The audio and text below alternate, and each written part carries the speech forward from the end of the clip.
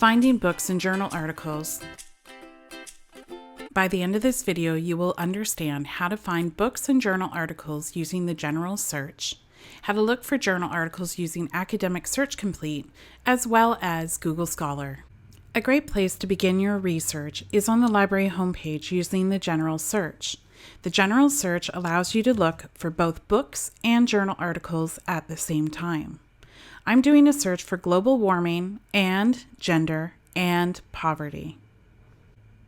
Building on our knowledge from a previous video, the word "and" is joining my concepts together so that the words global warming and gender and poverty show up in my results.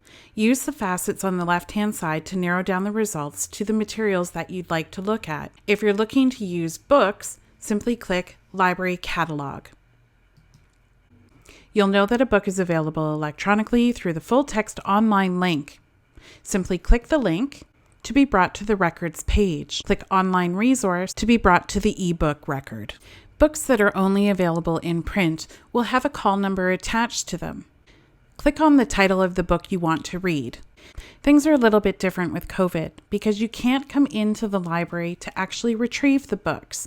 So what you'll have to do is click on the Request It button. If you're in Prince George, simply click Submit and you'll receive an email of when you can come and pick the book up from the library. If you're a student who is outside of Prince George and needs to have the book mailed to you, enter the information in this box here. Then click Submit. The books in the library are organized according to subject. If you're looking for additional books to use for the requirements of your assignment that are on the same topic, you can do the following. Click on the call number to be brought to an electronic shelf. Here you'll see the books to the left and to the right of the book that we originally chose. Browse those titles to see if there's another title that is of interest to you that you would want to request to access for your own research purposes. Another research cheat is to use the subject headings. Each item in the library's collection will have subject headings attached to them.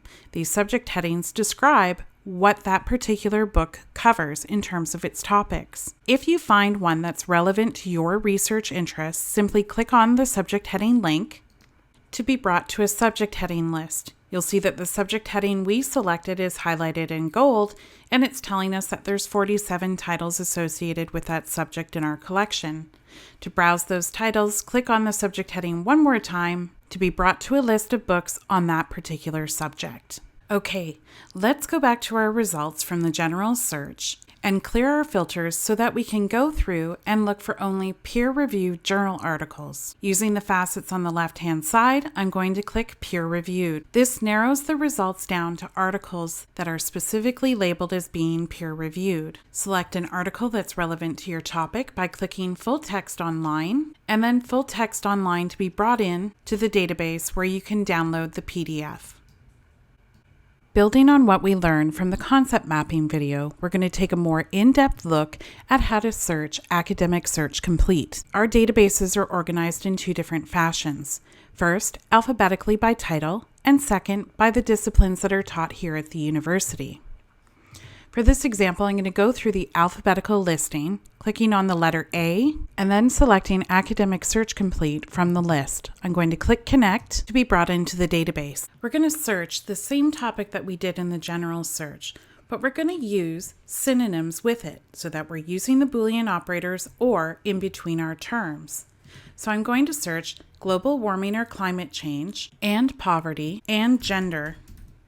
I'm then going to click Search to retrieve results that have to do specifically with global warming, poverty, and gender. On the left-hand side of the screen, you'll see the facets that will allow you to narrow down the result by the year of publication, and more importantly, to peer-reviewed journal articles.